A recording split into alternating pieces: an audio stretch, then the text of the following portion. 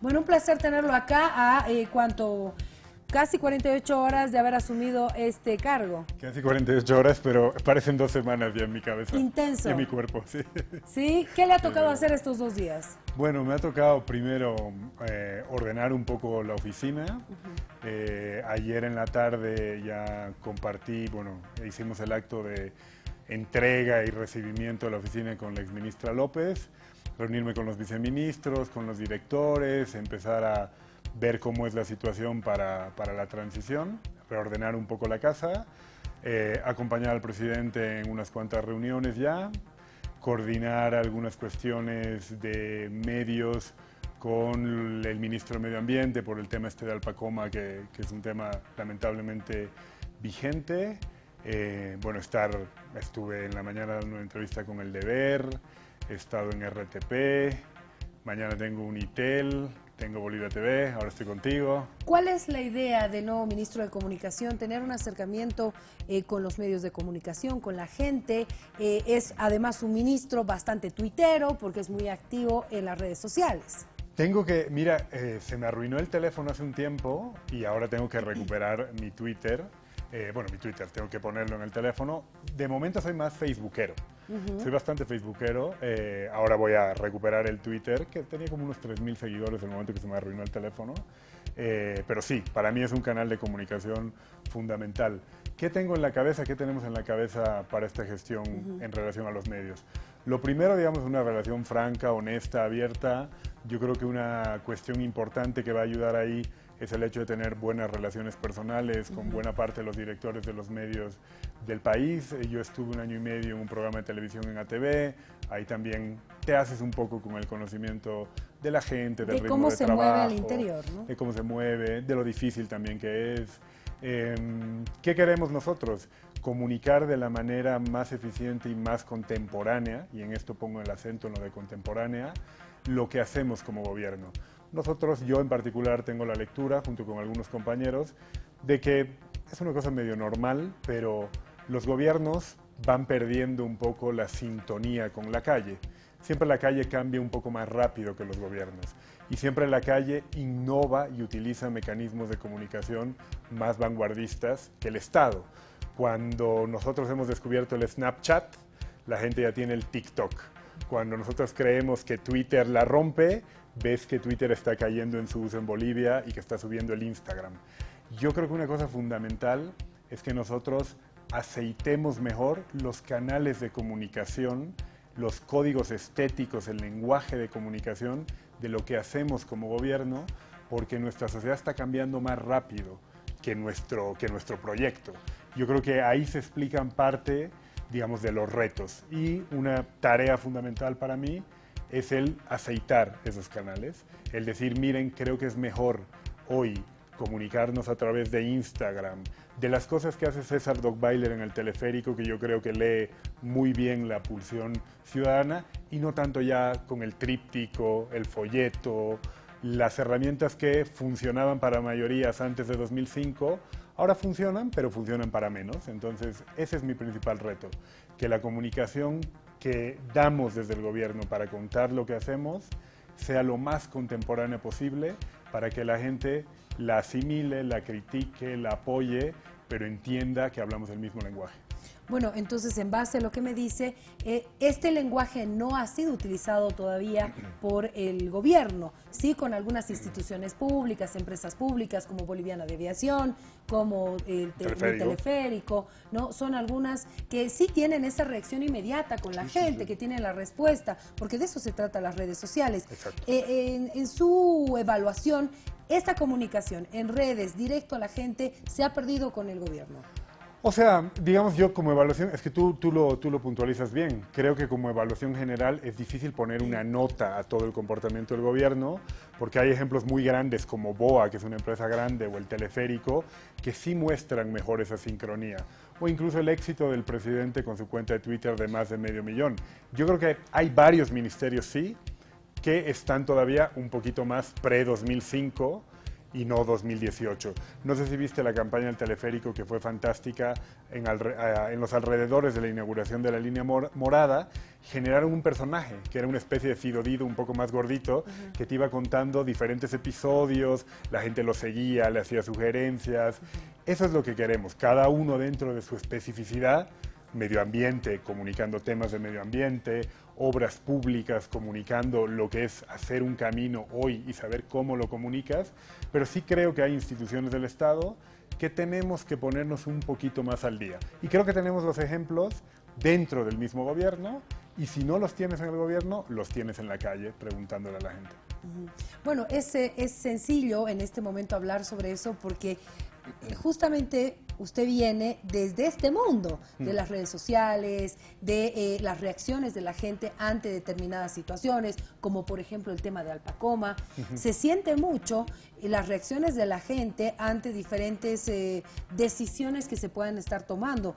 Seguramente lo ha sentido en Facebook también. Sin duda, sin duda, sin duda. Es que esos son los lugares de cada vez mayor expresión de las opiniones, de las demandas. Esos son los lugares donde buena parte de la ciudadanía boliviana ahora construye su identidad. Pre-2005, pre-2000, yo creo que los grandes sindicatos, las grandes organizaciones sociales eran las grandes aglutinadoras de nuestra construcción de comunidad, porque la comunicación y la comunidad van de la mano. Uno construye comunidad cuando comunica. Y yo creo que esos grandes artefactos constructores de comunidad, sindicatos, organizaciones, han empezado a dar paso a otro tipo de socialización. La pregunta, yo creo que la planteaba bien el vicepresidente García Linera en el discurso del 22 de enero, es ¿cuáles son los nuevos sindicatos? ¿Dónde están los sindicatos contemporáneos? ¿Dónde un chico boliviano de 25 años, hijo de padres campesinos que seguramente podían militar en la CESUD-CD, ese chico de 25 años ya ha estudiado en la UNSA, las condiciones económicas de su casa han mejorado como muestran los datos y ese chico ya puede estudiar, ese chico ya no va a militar en la COP, no va a militar en la CESUD-CB, va a trabajar probablemente en el área de servicios que ha vivido una expansión esta última década, va a socializar con chicos parecidos a él, pero ¿en qué lugar construyen opinión, construyen identidad? En el trabajo, en el Facebook, en el Twitter, en los conciertos que organiza el teleférico? Yo creo que esa es la pregunta por resolver y ahí ya vas a saber bien cómo comunicas. Bueno, hasta el momento sí se ha tomado el tema con importancia dentro del gobierno, pero no ha tenido un buen efecto, por lo que se siente todavía. O sea, se quiere estar en las redes sociales, pero no se tiene la respuesta de la gente, no se ha logrado comunicar lo que se quiere comunicar. Eso es lo que siento, por lo menos como una activa en redes sociales y como lo siente la gente también. Es que no es una transición muy sencilla, ¿no? No es un paso muy sencillo, porque el tema es, tú has tenido un modo de comunicar, de persuadir a la mayoría de la gente de que tú representabas mejor que nadie sus aspiraciones, sus necesidades. Eso yo creo que durante una década ha funcionado de manera muy exitosa por los canales de comunicación, por las comunidades clásicas, por los sindicatos clásicos. Se produce, digamos, un quiebre en algún momento donde la sociedad avanza un poco más y nosotros nos quedamos un poquito más de lado y no estamos sabiendo captar bien por dónde va. El primer paso es darte cuenta de que eso ha ocurrido, de que cuando tú dices estabilidad ya no funciona como funcionaba antes, de cuando tú dices crecimiento económico, la gente te dice sí, pero a mí me importa mi empleo cotidiano. Yo entiendo que hay 4,3%, pero mi idea de una buena economía es que mi empleo me dé condiciones diarias. Claro, de momento que no mi me cuentes. bolsillo lo siento Claro, así. claro, claro. El aterrizaje de la macroeconomía es el empleo, porque es la experiencia cotidiana de la relación con la economía. Yo creo que lo primero es darte cuenta de eso, encontrar la manera de empezar a analizarlo y luego irás aceitando tu canal de comunicación. Yo creo que estamos en ese momento. Creo que el país ha sufrido una transformación muy fuerte, creo que lo reconoce cualquier persona. Estos 10 años han transformado nuestro país y lo han transformado para mejor, pero es normal que los actores políticos nos hayamos quedado un poco en offside, porque la transformación ha sido muy fuerte y porque cuando uno está en un gobierno, cuando estás en el Estado, hay incentivos para quedarte un poco con tus ideas, con tu modo de entender las cosas. Y ahí se te escapa poco a poco, digamos, poco el futuro, la vanguardia de hacia dónde cambia la sociedad. Y el poder que tienen las redes sociales. Por supuesto. Hemos sentido en varios casos en los últimos tiempos la presión ya no de la sociedad en las calles, sino la presión de las redes sociales. Y lo hemos visto en hasta movimientos en diferentes países, de cómo se convoca a la gente por las redes sociales. Y un ejemplo reciente es la presión contra el defensor del pueblo, por lo que sucedió. La presión fue tanta de la crítica en las redes sociales que llegó a renunciar, ¿no? Entonces, eso nos tiene que dar una visión también del poder que tiene la gente en las redes sociales, que no se puede controlar. O sea, es algo que no se puede controlar, que no se puede investigar, que no se puede hacer seguimiento. Claro, por supuesto. Yo creo que como cualquier nuevo mecanismo, tecnología de comunicación, ha cambiado la composición de tus audiencias. Cuando aparece la imprenta, hay una transformación civilizatoria muy importante y se genera una primera idea de público. Y hay gente que escribe algo, que lo lee, que lo comunica de ese modo. Luego vienen los periódicos, luego viene la tele, luego vienen esos cambios que siempre van modificando tus audiencias y la relación de las audiencias con quien emite el mensaje. Lógicamente ahora las redes sociales creo que tienen también críticas, hay que hacerles críticas porque es una relación difícilmente colectiva, es más bilateral, más individual. Yo soy un poco crítico con la idea de la comunidad virtual. Es un tema muy complejo, digamos, para debatirlo en pocas palabras, pero en definitiva, ante tu pregunta, yo sí creo que se ha vuelto el nuevo escenario. De algún modo es como una nueva ágora pública donde la gente expresa su opinión. Habría que procurar que siempre la exprese en base a evidencia, en base a verdad, en base a noticias verdaderas, en base a respeto. Eso creo que lamentablemente no ocurre. De hecho, en Europa hay muchas discusiones muy sesudas sobre qué hacemos con la mentira, con el engaño, con la violencia, con el delito en esta nueva ágora pública. Desde luego mi alternativa no es sancionar todo con la ley, pero creo que hay que reflexionarlo. Pero también en estas ocasiones muestran su poder y ponen contra las cuerdas a una autoridad y vuelve de algún modo insostenible su mantenimiento. Creo que a veces funciona bien en los casos donde las redes se han equivocado, han prejuzgado antes de un tribunal de justicia a un sindicado por un delito y el sindicado ha terminado matándose, ¿no? Entonces es una cosa más compleja, pero en el caso puntual del defensor del pueblo creo que fue evidente la presión a través de las redes. Y bueno, hoy el resultado de una renuncia en cuanto a su propia decisión de hacer público un tema tan personal, la forma en la que lo hizo. ¿Cuál es el criterio del ministro de Comunicación? ¿Cómo vio todo lo que pasó con Bueno, a mí me lo preguntaron ayer y yo lo que hice es lo mismo que voy a decir ahora, suscribir las palabras de la presidenta del Senado, Adriana Salvatierra, y del diputado Víctor Borda. Fue, por decirlo menos, un despropósito, es no estar a la altura de tu trabajo y es un mal uso de instancias públicas, que en este caso particular tienen como misión el precautelar los derechos humanos. Entonces, mostrar ahí una cuestión medio agresiva, de una querella privada, yo creo que fue un despropósito. Y que la respuesta y la consecuencia de ese despropósito no tardó en manifestarse. Yo, en todo caso, me parece bien que el defensor haya percibido que era insostenible la situación y haya renunciado. Bueno, esta situación definitivamente ha sido una de las que ha generado más reacciones, pero también quiero un criterio suyo en torno a lo que he estado leyendo. Usted ha nacido en Venezuela. Nací en Venezuela porque mis padres estaban en el exilio por García Meza. Entonces, si mi papá no se escapaba y no se asilaba en la Embajada de Venezuela, lo mataban y yo no lo hacía. Entonces, pocos días después del golpe se asila en Venezuela. Me parece que está en la embajada alrededor de un mes porque nunca era muy fácil que te dejen salir, y por eso nací en Venezuela. Mis padres vivieron allí como 2 años y medio. Yo no tengo recuerdos de Caracas, de haber ido ya grande, pero no tengo ningún recuerdo, digamos, de mi primera infancia en Caracas, y volvimos acá a inicios del 84. Yo nací a finales del 81, volvimos a inicios del 84 aquí a La Paz, hice todo el colegio en La Paz. Al terminar el colegio me fui a vivir a Madrid por un poco más de una década y volví a Bolivia hace 7 años. Hace 7 años, ¿con qué visión? ¿De hacer política? La verdad es que sí, yo estudié ciencias políticas en Madrid, milité en organizaciones de izquierda allí. Bueno, la mayoría de mis amigos acá son críticos con el gobierno, muchos nuevos, pero muchos lo han sido la década entera. Entonces, entre un interés vital, un interés académico y político de volver a mi país y ver qué ocurría con un fenómeno extraordinario que no había pasado, en mi opinión, desde la Revolución del 52, y que me picaban mis amigos. Me decían, tú todo lo ves bien desde allí, pero ya vas a ver cuando vengas aquí, esto es un desastre. Entonces yo siempre volví con la intención de involucrarme, no al grado de venir a ser ministro, pero sí de involucrarme. Llegué, nosotros en España teníamos un pequeño programa de televisión que luego se volvió muy famoso con Pablo Iglesias, que es un gran amigo.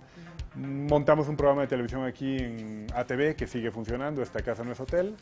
Y cuando yo estaba pensando en montar un programa de entrevistas solo, se cruzó el presidente y el vicepresidente García Linera, el presidente Morales y el vice, y me invitaron en mayo del 2014 a ser candidato a diputado. Ahí lo valoré porque es involucrarte ya de otro modo 5 años, yo tenía que pensarlo y bueno, y lo acepté por 5 años. Después fue viceministro también. Después fui viceministro de Planificación durante un año y ahora estoy en la cartera de Comunicación. Bueno, hablamos un poco de lo que pasa con el tiempo, haciendo referencia a 13 años de gestión del presidente Evo Morales. En algún momento se habló de también un desgaste natural. ¿Qué nos dice la ciencia política en torno a eso? Que después de 13 años se pueda dar este fenómeno y que esto pueda tener alguna consecuencia tal vez en una elección.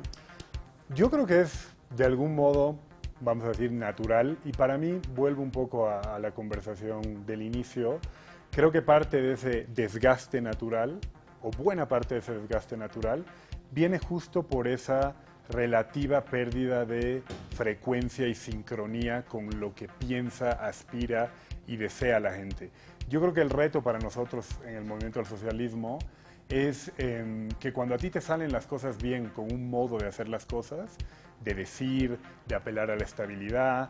No hay que olvidarse que el presidente Morales, en el peor desempeño electoral, y si incluimos los referéndums, sacó 49% y en el mejor sacó 67% con el revocatorio. Creo que es un poco absurdo no sostener que este hombre representa esta última década las aspiraciones, los deseos de enorme cantidad de bolivianos. Es un resultado durante una década que encuentra difícil parangón en otros gobiernos. Es difícil a los 9 años de elección, como fue el 2014, que te vote el 62%. Felipe González gobernó 14 años, pero no ganó sus últimas elecciones con esa ventaja. Es difícil.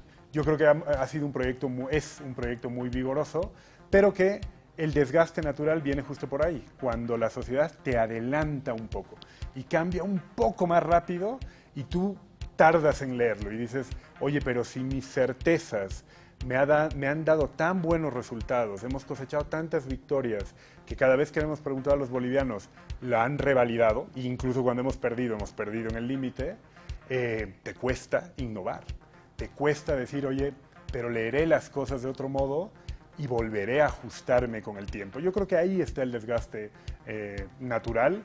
No soy catastrofista, no creo que sea una crisis terminal. Creo que sigue siendo el único proyecto de país que existe, con sus problemas, con sus lecturas a veces incompletas, con sus aciertos y con sus victorias. Creo que este proyecto es el único que tiene todavía la capacidad de persuadir de que el rumbo que fija es el rumbo más beneficioso para los bolivianos. Al otro lado, de momento, no veo nada. Veo como críticas que intentan siempre enrocarse solo en un tema importante como es el 21F, pero no contarle a los bolivianos nada más. De hecho, no sabemos qué va a hacer el expresidente Carlos Mesa si gobierna, no sabemos qué va a hacer Óscar Ortiz. Las dos únicas ocasiones donde Carlos de Mesa ha adelantado algo de su programa político, ha tenido que retroceder. Cuando en Navidad se le ocurre decir que el Estado tiene que ser laico, que ya viene en la Constitución y que va a plantear una ley para separar Estado e Iglesia, una ley que es digamos, innecesaria en el marco de nuestra Constitución, retrocede. Poco tiempo después adelanta algo de economía, es de las pocas veces donde no habla solo de 21F, 21F, 21F, hace una entrevista confusa alrededor de los bonos y tiene que retroceder. ¿Yo qué creo que ocurre ahí? que hay una conciencia de una ausencia de proyecto. Y mientras yo puedo vivir de la coartada de solo vamos a hablar del 21F y ya contaré mi programa de gobierno después de ganar las elecciones, yo confío que la gente se va a dar cuenta de eso y que incluso un enfado legítimo con nuestro proyecto no te puede llevar a darle un cheque en blanco a la oposición, que primero te cuenten qué van a hacer con el país. Y qué van a hacer con el país no es solo decir que estás en contra de la reelección del Evo. ¿Qué vas a hacer con el país? Es que me digas qué vas a hacer con el empleo, qué posición tienes en la política internacional, en la salud, qué piensas del modelo económico. Pero eso no viene ya en esta etapa preelectoral que nos toca vivir luego de las primarias, cuando salga la convocatoria, ahí que se empiece a hablar al pueblo boliviano sobre eso. Yo creo que no. Yo creo que un actor político responsable, transparente y que tiene las ideas claras, plantea sus ideas políticas en todos los escenarios durante todo el tiempo, porque es una construcción larga. Querer reemplazar un proyecto que en una década ha mostrado muy buenos resultados, creo que no se logra diciendo los últimos 3 meses escribimos un programa de gobierno y esto ya está hecho. Yo sí le reclamo a los actores de la oposición que sean un poco más responsables. Si van a gobernar el país, si quieren ganar una elección, tienen que decir a los bolivianos qué van a hacer. En octubre no hay un nuevo referéndum sobre Evo, que es como la oposición quiere venderlo al país. Decir, mira, no me preguntes nada, en octubre vamos a ir a opinar si te gusta el 21F. No, la responsabilidad de un actor político que quiere dirigir un país es decirle desde el día 1, porque es compatible. Tú puedes decir que estás en contra del 21F y decir lo que vas a hacer con la salud. No es una cuestión de decir voy a esperar a junio a ver si ya no me preguntan. O sea, no dejar el 21F, pero al mismo tiempo mostrar su plan de gobierno. Por supuesto. Carlos Mesa ha mostrado que puede hablar del 21F y hablar de otras cosas. Ha montado un partido, se ha aliado con el FRI, ha hecho cosas, pero el tema es por qué él cree que es compatible hacer eso y solo hablar del 21 y no es compatible hablar del 21 y decir a los bolivianos qué piensa hacer con los bonos, qué piensa hacer con la nacionalización, qué piensa hacer con la exploración, qué piensa hacer con la renegociación de los contratos en Brasil y en Argentina, que si él ganara las elecciones le tocan, es perfectamente compatible. ¿Por qué no lo hacen? Porque no lo saben. Y entonces la estrategia opositora, que no deja de ser inteligente, es procurar ganar las elecciones sin contar qué vas a hacer. Hablamos ahora de esta clase media que se ha creado, lo ha dicho el propio el vicepresidente Álvaro García Linera, de una clase media urbana, nueva. Es a la que van a atacar, si vale el término, con toda la información que se quiere capturar. Es que es justo en esos lugares donde socializa, donde comparte, donde genera identidad la nueva clase media, donde nosotros tenemos que buscar los códigos para comunicar y los problemas cotidianos, los nuevos problemas. Bolivia ha cambiado mucho y una de las cosas paradójicas es que un proyecto como el nuestro, como el MAS, con un fuerte origen e impulso campesino, rural, es el proyecto y es el proceso que más ciudades ha generado.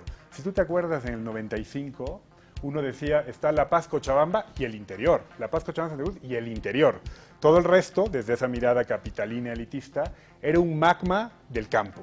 Ahora, con las condiciones económicas de este nuevo Estado, de una mejor distribución económica, han aparecido ciudades intermedias. Ciudades intermedias como Patacamaya, como Quillacollo, como Yacuiba, que ya tienen condiciones de vida urbana, que tienen buenos números de saneamiento básico, de conexiones de gas, de conexiones de internet. Yo creo que ahí está la nueva Bolivia. Ahí y en la ampliación de los sectores periurbanos de las grandes capitales. Ahí hay que atacar, como dices tú, pero hay que atacar sabiendo cómo le hablas a la gente. Creo que no es solo una cuestión de alcance, creo que no ganaríamos mucho solo pauteando Facebook si no supiéramos cómo hablarles. Y esa es la cuestión. Un chico de 25 años que trabaja en un restaurante, que vive en Villapavón y que sus padres vienen de Omasuyos, ¿qué problemas tiene ese chico hoy? Cuando nosotros decimos que la macroeconomía crece, que la estabilidad, ¿estamos respondiendo a sus problemas o no? A mí una cosa que me gustó en el discurso del presidente es que apuntó a la problemática joven. Él dijo, vamos a hacer frente al triángulo: la educación, el empleo y la vivienda. Educación porque ahora tienes hijos de clases populares que son los primeros miembros que entran a una universidad y entran cargando la esperanza colectiva de una familia. Cuando tú estudias, procuras y deseas que el estudio te dé un buen empleo. Como decíamos antes, hay que atacar al empleo. Y el presidente cerraba, cuando tienes un buen empleo, ya tienes condiciones ¿para qué? Para construir una familia. ¿Y qué hace falta? Una vivienda en condiciones. Entonces yo creo que esas son problemáticas de las que deberíamos hablar muchísimo más. ¿Eso quiere decir que se va a reforzar tal vez la dirección de redes sociales que tiene el Ministerio de Comunicación?